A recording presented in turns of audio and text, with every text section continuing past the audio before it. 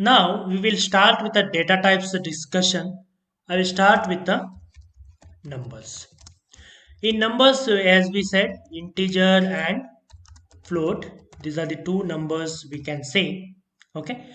When it comes to the integer, what is will be the integer? For example, if I say x is equal to 23, this is nothing but a integer. If I say y is equal to 23.5, now it will become a float, right? You can check whether it is correct or not. Just say type of the x variable. In variable x we stored that one, right? So type of x, if I say, it's a integer. Okay, type of y is a float, right? Type of y is a float. In case sometimes what will happen, we will be having like this: z is equal to 25.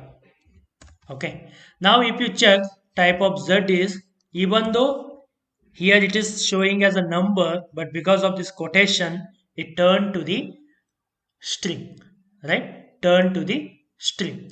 Okay, for example, how to change, like, for example, I just want to change this x from integer to float. How can we do? I say x1, I'm changing that one and storing in a x1. I say equal to float of x, means initially x is an integer. Okay, but what I'm doing, I'm using a constructor called as a float. The float here is a constructor, we say it as a constructor. Okay, why we say constructor? Because it's changing a form from one form to other, like from the integer to float it will be changed. Now you can see type of x1, it become a float. Okay, I just, what I have done, I have taken a x, it is the integer by default. We change to the float by using a constructor called as a float, and stored in a variable x1, because equal to x1 we have set. In case if I have said that x only, na, x is equal to float of x, means I'm changing x to the float and storing that itself, means I'm replacing that. Okay, that is nothing but a, I am replacing. If I execute that now and float a type of x, now it become a float. Previously it was an integer, because I have been changed and stored there itself. There are two way to change. Means one, you can change and store there itself by saying x is equal to float of x, like this, means same variable name we are calling, or we can store it in a different variable name also. Okay, for example, y1 in a different variable name, I'm converting to the integer that initially y is in a float. Okay, I'm converting into the integer because I'm saying that I need to convert, construct a integer. So now if I say type of y1, it become a integer. Okay, this is called as a constructor, or we call as a casting, or we can write like this also, like age equal to integer 23. Okay, like this, if I'm telling, means anyway you have to store this number. In case if I say 0.01 also, okay, if I check this age, it will become a 23, because I specified that whatever it may be given here value, it has to convert to the integer, then you store into the age. Okay, even though if it is a float is given here, you have to convert into integer, then we have to store into the variable age, right? This method is called as a casting. Okay, this method is called as a casting method.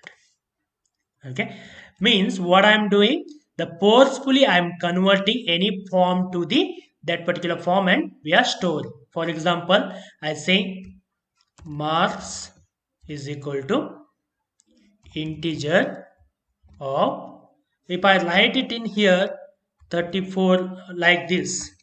Okay, now if I print that marks, okay, integer object is not callable, it says, means we are not able to store that one, right? So what we can do, previously we can take it in this way, like if I say marks, yes, right, we can print that one, like we are converting it. Okay, whenever the integer comes we are not able to print that one directly, that's fine. Okay, because of that reason, now we have been taken into the marks like integer, even though this is a text, here only we have a z is a text, right? Type of z is a text. Now I can take it as a float, like z1 is equal to float of z if I do. Okay, now if I check z1 type, it will become a float, means initially it was a text. Okay, we converting into the float by using a float constructor. Okay, like this we can change from one form to the another form. Okay, while collecting the data itself, also we can rectify that by using a casting, like specifying that what to be collected, only integer to be collected or only the float to be collected. Okay, whatever the form, it will convert into float and then store it in that particular variable. Okay, these are the some of the number operations we have. Okay, when it comes to the numbers, we need to know that there are two types, integer and float. And anything if it is in a text format, how to convert that into the integer or float, by using a constructor we can convert from any form to the required format. Which format is required, we need to call that particular format, like integer means int, I need a float means float we have to say, and we have to feed that number or variable we need to feed, so that it will be converted, and we need to store where we exactly you would like to store. There itself means same name we have to give, other name to be given, then we can specify with the other name. Okay, these are the number things. Okay, number data types, how it works in a Python we have learned now. In coming sessions we will discuss in detail about other forms like strings and in a coming session.